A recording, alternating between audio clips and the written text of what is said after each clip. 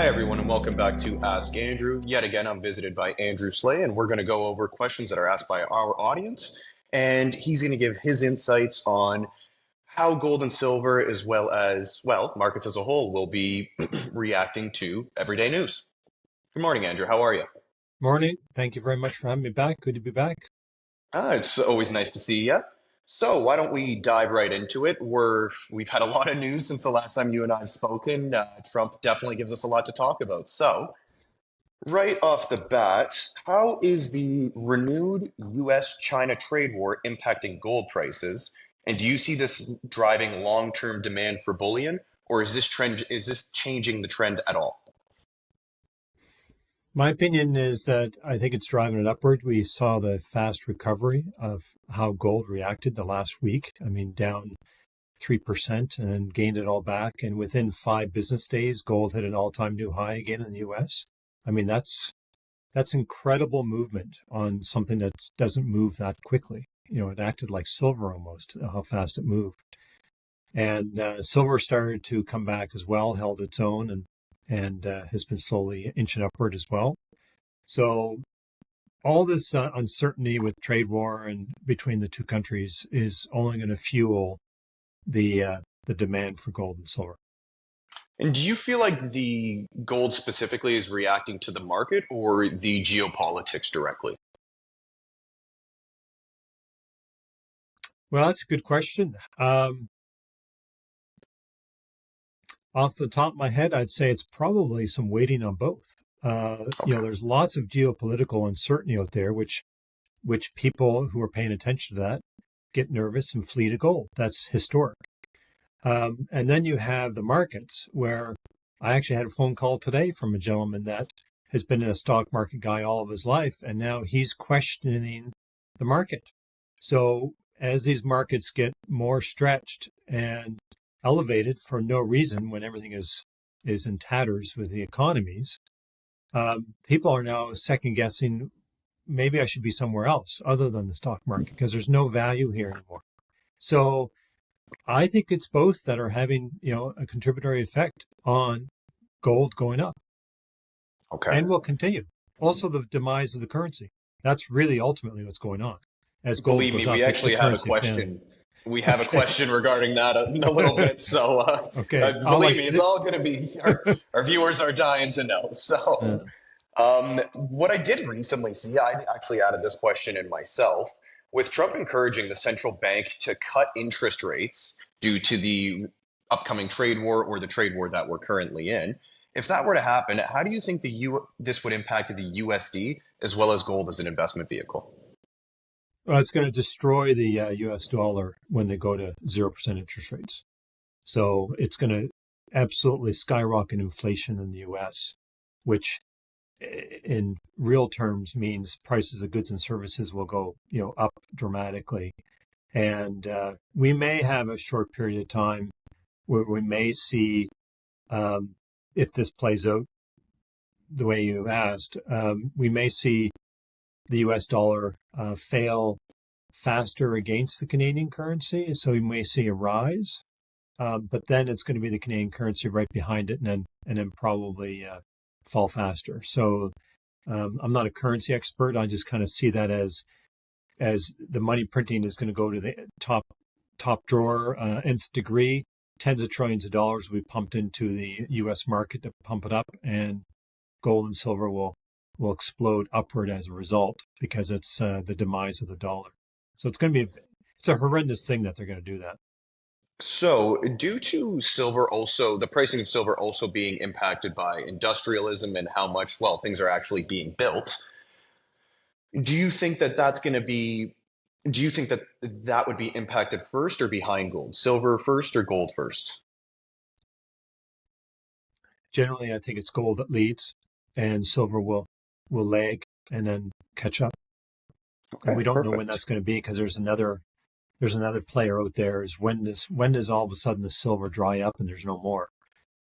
So there's a demand for silver around the world that countries and bullion banks are buying from source everywhere they can get their hands on it. And I think sooner or later the possibility of somebody opening the vault door to, oh, there's some silver in here we can get at and distribute it in the network of dealers, the vault will be empty. Sooner or later, there's going to be a drying up. And I don't know when that's going to be, but with the overuse, as in the demand being 200 million ounces more than what's produced, or exceeding that than what's produced, sooner or later there's none available, and we don't know when that is at the moment. Yeah, I did, and I don't remember the numbers off the top of my head here, but I do remember seeing that the trend is continuing and that the demand for silver is increasing significantly, yet the production of silver isn't matching it at all. It's not only is it not matching it, it's not growing with it whatsoever. Correct. Yeah. 800 million And ounces mined roughly, over, and then there's roughly a billion ounces or more in demand. And do you think that's more so due to the financial implications of it, or more so the industrial applications to it, or a combination of the two? I would say it's both. Okay. Industrial is certainly, silver has always been like the number 2 used element on the planet. The only thing that is used in more stuff than silver is oil. Okay. And most people aren't aware of that, but it's highly industrial metal, and most of it's destroyed after use. That's why there's so little of it around. All the gold ever mined in history is more or less above ground in circulation. Oh, Okay. okay. I actually didn't know that myself. Yeah. So, like, you could be wearing a gold chain or a ring that could be Egyptian gold from the Cleopatra days. Like, Okay. okay, like gold is never destroyed. It's lost. Like, it's lost at the beach. It's lost in the swimming pool, in the ocean, whatever.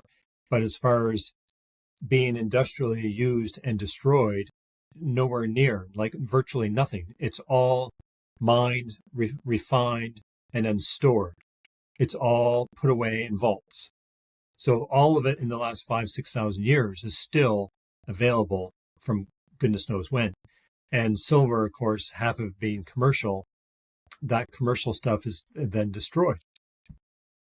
It's funny that you mentioned silver is the second most used material in industrialism on the planet, with the first being oil, due to the fact that it's both with regards to energy, with silver being the second, I believe it's the second or the most conductible metal, and oil, well, both of them are being used to produce energy, one for the EV side and one for, well, on the oil side. They're pretty much competing with each other, if I'm not wrong on that. Yeah, it is in an interesting way. Yes, that's right. They're going to merge at some point, but that's only on as far as electric vehicles are concerned. But all the technology, like our phone call today, is as a result of silver. If we didn't have silver, this call would not exist. No, exactly, exactly. So, So why don't we move on? And this is actually a kind of interesting one because it does have to do with rare earth exports. With the new import-export restrictions, especially around rare earths, how is this affecting the broader commodity market and by extension the bullion market? well, I saw an article about that early this morning when rare earth, China talking about maybe not shipping rare earth metals, and that's going to have um, some impact if that goes through. A lot of this tariff and all this trade war talk is just more distraction, and saber rattling and all that kind of stuff. Um, Ultimately, if we play hardball, meaning the U.S., which is not us, but the U.S. is still 40% consumer of the world's produced goods. So if China can't sell its products to America, being one country that takes 40% of all of their stuff, their stuff is going to sit on boats out in the ocean and not be sold, and it can't go anywhere else. Nobody can take that volume. So that means plant closures and layoffs in mass, which then means the Chinese leadership have a problem. And so neither country really wants all this stuff to really play out because it's problematic for the Chinese and it's problematic for the Americans. Chinese make all of the medicines, all the medications, 90% or somewhere thereabouts. What if they stop providing that? We've got people that are going to be in serious trouble all over the place. So that's as far as I can really take how that's going to play out. It's a wait and see. And then as far as moving on to the commodities, because of that kind of uncertainty of what's going on, plays back to people are nervous, so they start thinking about other assets that are more secure, and they'll start going to gold and or silver. Well, it makes total sense. I actually saw, I got a notification from MarketWatch. I believe it was either this morning or yesterday.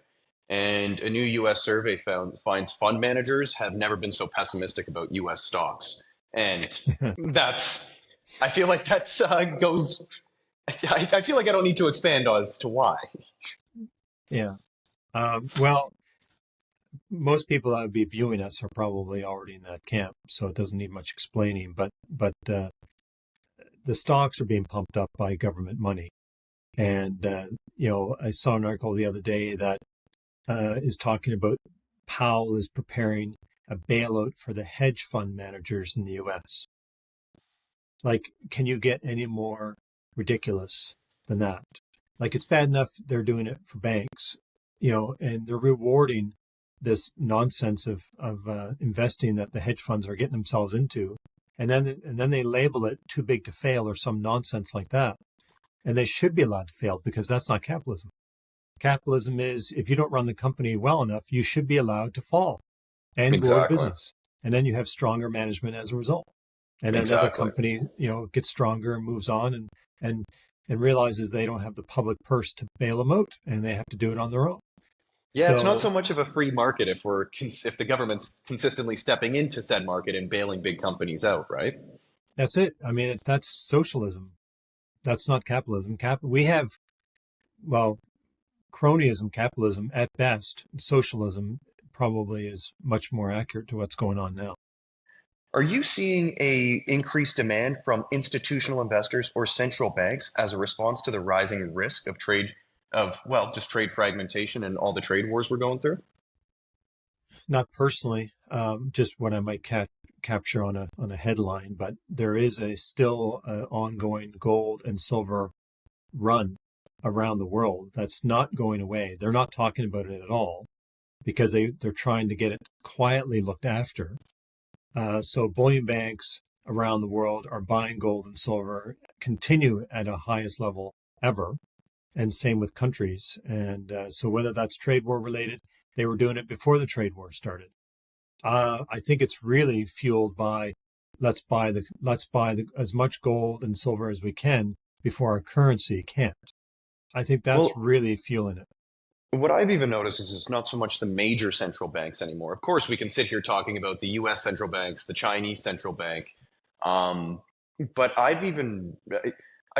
looked into it, and it's countries a little bit smaller, such as Uzbekistan. I saw they even picked up 8 tons of gold this January. Yeah, yeah. I mean, these countries are, if they're looking at trying to join BRICS or whatever, they have to be able to back their currencies. So, I mean, Poland had done the same thing. They bought, I don't recall the exact number, but it was like 20 tons or something, which was more than they bought in 50 years, when they did that a couple of years ago. So these countries, it's probably the central bank or bank of that country that's doing purchasing. I don't think it's a private bank within it. Do you ever now? I'm sure you're aware that the Canadian central bank doesn't have any gold holdings. Do you see that ever coming into play, or do you just think it's almost too far gone? Well, I don't think the leadership has the capacity to think about buying gold ahead of time. So Bank of Canada, has something like 75 ounces of gold. They got rid of the last 200 tons in the leadership's term 2 terms ago, and there's been no discussion whatsoever of trying to bring gold and start stockpiling gold at all from any leadership. One of the party members has talked about it recently. That's not like Maxime Bernier from the People's Party made a statement about it, that we should be buying gold as soon as possible and stockpiling it. but no other leader is saying anything about this. And the government of Canada as a whole is not going to do this until I think the currency collapses. And even when that happens, they're going to wonder what to do. And my opinion is they'll nationalize gold mines, I think, before they start to stockpile because they'll be desperate. Well, yeah, and with Canada as a whole, we have very good natural resources, so I could see that coming into play where we try to take advantage of them. So speaking with regards to currency here, with China pushing for dom, sorry, with China pushing for yuan denominated trade and expanding BRICS cooperation, do you think gold is being weaponized as part of the de-dollarization strategy? I mean, this would run in the trend with their consistent buying of with their central bank consistently buying tons of gold month in, month out. I suppose it could be viewed that way.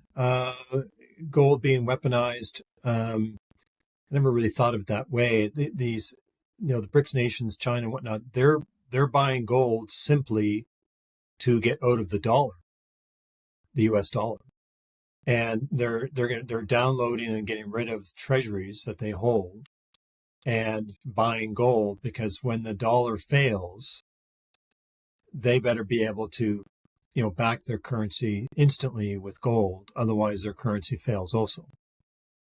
And so countries around the world, it could be viewed as like gold in itself and silver are anti-establishment, anti-government.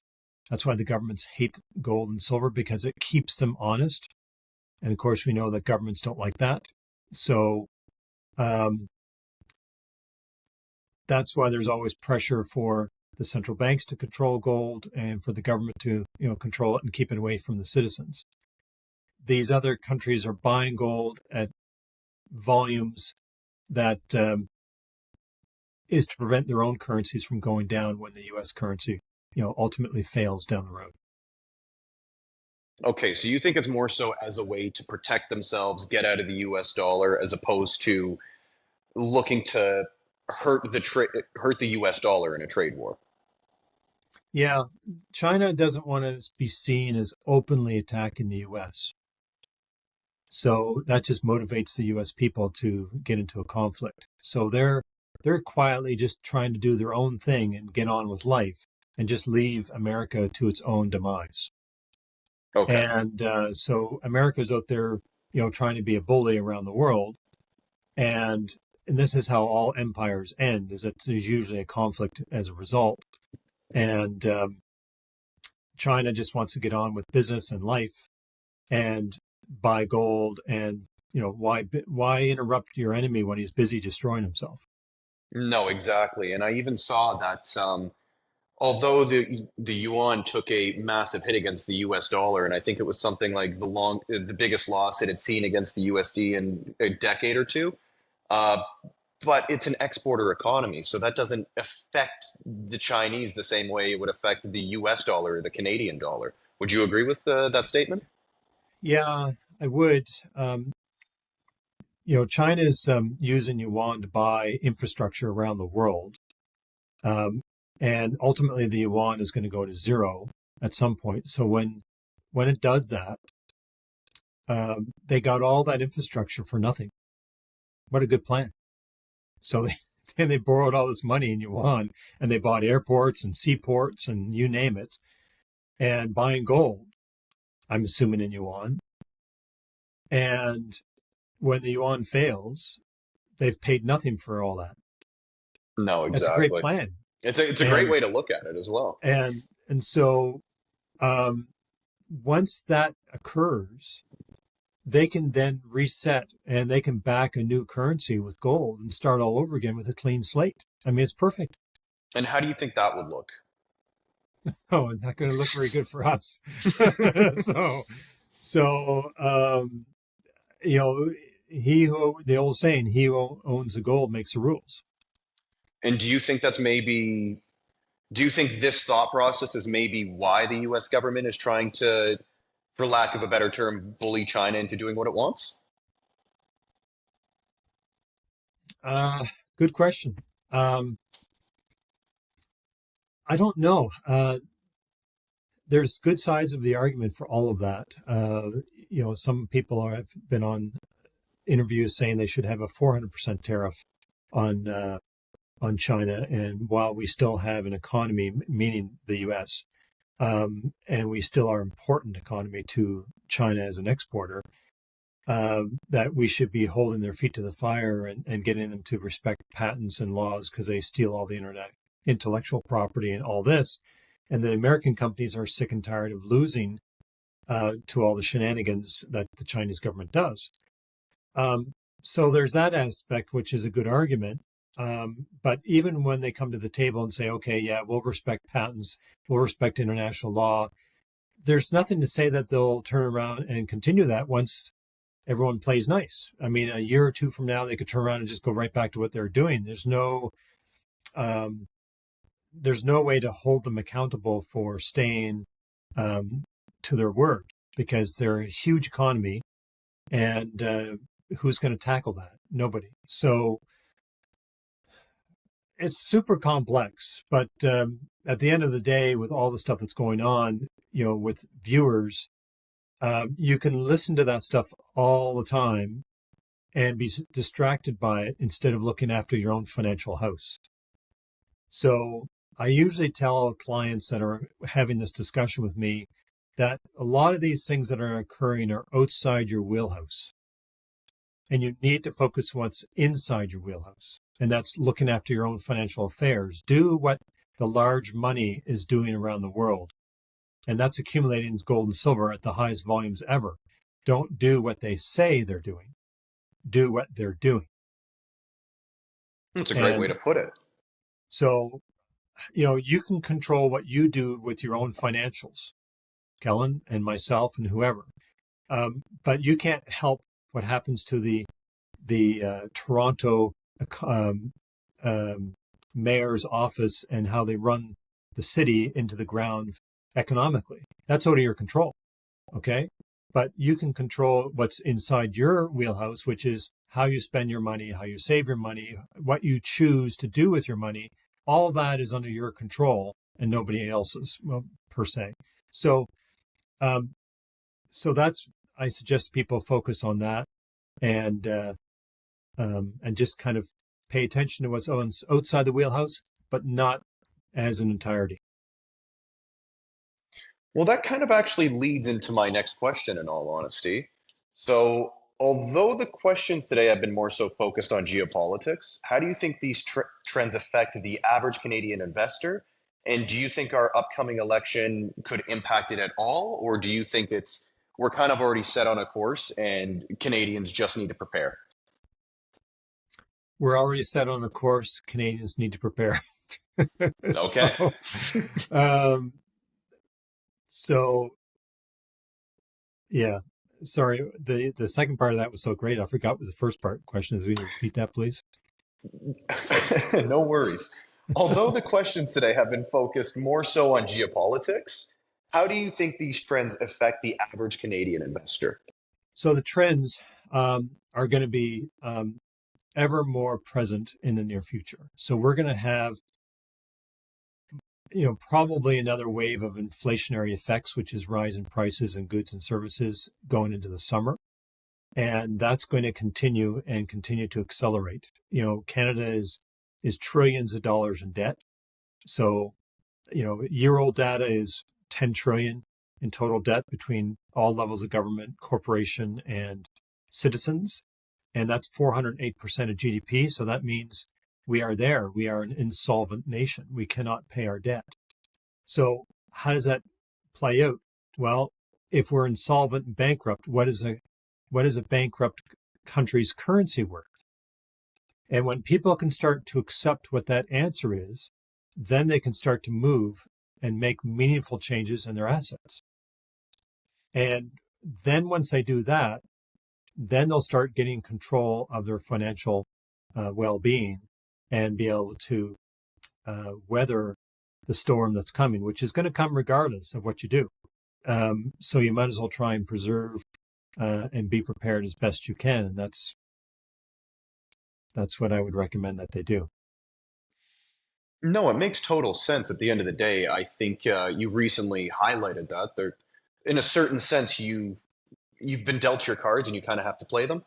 And the best thing that you can do is just financially prepare, protect yourself, diversify your portfolio, of course. But at the end of the day, if you're investing in a if you're investing with a dollar that has no inherent value, I think yeah, like you said, I think it's best to potentially move out of it and into other assets that do have said value.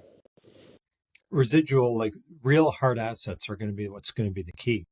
Anything that's dollar based is going to be down the road worth nothing, literally. And so people have to start thinking about uh, holding hard assets that actually have residual value no matter what.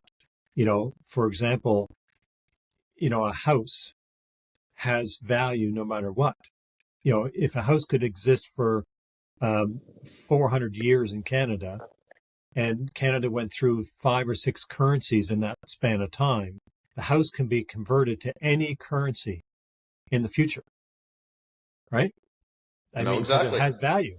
If, when you have Canadian currency, let's call it the dollar 1.0 right now, and we go to a dollar 2.0, 50 years from now, the conversion of the old dollar to the new dollar is virtually non-existent. So you have $1 million of the old dollar, and you now go to a new system, you're going to get virtually nothing in credit to the new system. But if you have a coffee mug, or you have a house, or you have whatever, all of that has residual value because it actually has value. It's a real thing. A coffee mug holds a coffee, tea, water, whatever. And if there's no coffee mugs in the country, how valuable is it? I mean, it would be indispensable. If this is the only mug in Canada, it'd be worth $1 million, right? In whatever currency is in existence. So, a little bit foolish example, but the point No, but it is drives that home the point at the same time that things with inherent value have inherent values. The clothes on your back have the value. The house that you live in has value. The dollar, a fiat currency, only really has a value that we give it. that's it. And here's a good example. Pardon me for reaching in front of the camera here a second ago, but here you go. Here's a great example. So the camera 100. quality is not amazing. So would you be able to tell the audience what we're looking at? This is a $100 trillion bill from Zimbabwe. Brand new, uncirculated, printed in 2008. Okay, that's the back of it. I don't even know a bowl and whatever it is. Anyway, so the year before this was printed, you had $5 bills. Right here. That's a $5. Sorry, I go this way. $5 bill from Zimbabwe in 2007. There's a date on the bill. Okay, so a year earlier, this would buy you eggs. 1 year later, it takes 3 of these to buy 3 eggs. What's the difference between the two of them? Nothing. That's it. So when you have these and the dollar collapsed, and you're like, it's the same sort of series, but my point is, you could have $1 million worth of these currencies in 2007, and when the currency collapsed, and let's say they went to actually, I want to do this in reverse. Let's say you have this in 2008, and the currency, just at some point, they say game over. These aren't worth anything anymore. We're going to create a new currency. And for every $100 trillion you have in savings, we will give you in the new currency 1 of these. Exactly. Okay? How does that even make sense? It's paper to paper, and it's just being controlled by the government. What? It's insanity. Well, it's So due again. It's like you say. It's due to the fact that there is no inherent value to it. that's It's it, it right? really is due to the cost of goods. So So if you have real items, food, land, producing land, housing, mugs, whatever, anything that's physical has inherent value, and dollars do not. And it's proven. The bank proved it to me the other day. I went there not long ago, got some 20s from the teller, and there was one of them that was cut nearly in half. And I said, "Oh, there's one here that's almost in half." So she took the bill, she went over and laid it in the tray in the back, and came back and pulled another 20 out of the other machine and gave it to me as a replacement. And I was laughing, and she said, "What's so funny?" I said, "You just proved to me what I tell people all the time. There's no inherent value to the $20 bill, or any currency for that matter." She looked at me with this blank look. I said, "Let me guess. That tray over there is going to be destroyed." "Yes." I said, "Well, there it is. And you just pulled the 20 out from somewhere else and gave it to me as a replacement." Exactly. So, for example, gold on your hand, whatever, silver on your hands, silverware, that has inherent value. I could take this to, a coin shop, and they'll buy the gold melt value that's in the ring. And I can take cash for that, because the gold ring will go and get smelted down and be made into gold coins. There is residual value here, regardless of if I don't want to use it as a ring anymore. I can use it for something else. Well, it's also The the fact that currency, it's internationally accepted too, right? So it's, let's say the yuan falls, you have gold to back. Let's say the USD falls, you have gold to back. Let's say the CAD falls, we don't have gold to back, but we should have gold to back. But with that being said, is if I could take my gold, I could go to China, I could go to the US, I could go to the Middle East, and regardless, it's going to hold its value. Whereas, it's an ounce and of it will gold. 20 years down the time. It's an ounce of gold or an ounce of silver anywhere in the world.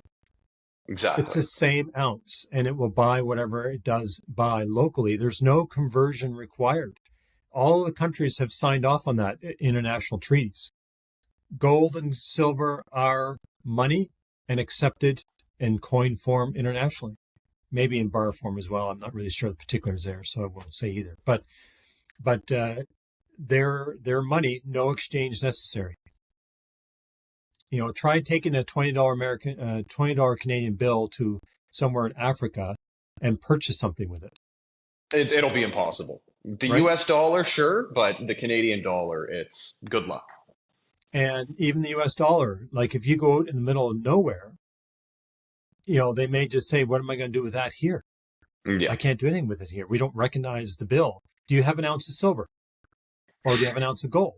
Because that could be what the tribes are using, right? exactly. Interesting stat just came out of Western Canada. I have a customer told me a story at the PDAC convention. And that was, he said, "My sister called me a few months ago, who runs a general store an hour north of Lethbridge, Alberta. And she said, 'I have a problem.'" He said, "What is it?" If I pronounce this right, the Hittites, they're like the Amish people. Okay. So they're very similar type of people. The Hittites, local to her, no longer accept the Canadian currency for payment of their food. She buys from them to sell in the store. Okay? So she's like, "What do I do?" Her brother says, "Well, it's clear. You just need to charge your clients. They have to pay in silver and gold. And there's your silver and gold coming in to pay the Hittites for the food." Now, the Hittites have done this in mass because they do things as a unit, and they're like the original survivalist group, like Amish and all that. And so they've done this in mass, and she has to buy everything from them in using physical silver and gold. They won't accept payment otherwise now. And that's a few months ago, maybe longer. I don't know the exact date. So now anyone that goes into her store is now going to have to pay her in silver coinage or whatever it is for the items. And now people have to spend their cash, send it to us or somebody else, and we ship them silver and gold. Pardon me, and they're going to go to the store and buy it from her. So there's a microeconomy right there that's now switched off of the Canadian currency. When it's only really showing and that's happening within Canada, so it's only really showing how fast the CAD is, well, losing its footing. But with You that have a being whole said, group of Andrew, people. You have a whole group that have now abandoned the dollar because they see it as failing. and this again, So, it's within Canada, which even just drives the home point worse. With that being said, Andrew, I am actually just running out of time here. So, all right. as always, it's been a pleasure speaking with you. If you would like to give our viewers your contact information so you'd be able to have a little bit more of a one-on-one discussion with them. Sure. If somebody wants to call me and have a discussion, you call the toll free number 1-888-861-0775, extension 230. If you want to email me, it's deathofthedollar@sprottmoney.com. So deathofthedollar@sprottmoney.com. And thanks again, Kellen, for doing the interview, and have a great rest of the week. Likewise, as always, it's been a pleasure, and I'm sure we'll be in contact soon as there's always more things to talk about. Yeah, for sure. It's speeding up. There's That's every week there's a lot of stuff going on. Well, at this point, we might have to start meeting bi-weekly. Yeah, maybe. All right. Thanks again. No worries, Andrew. You have a good one now. Bye-bye.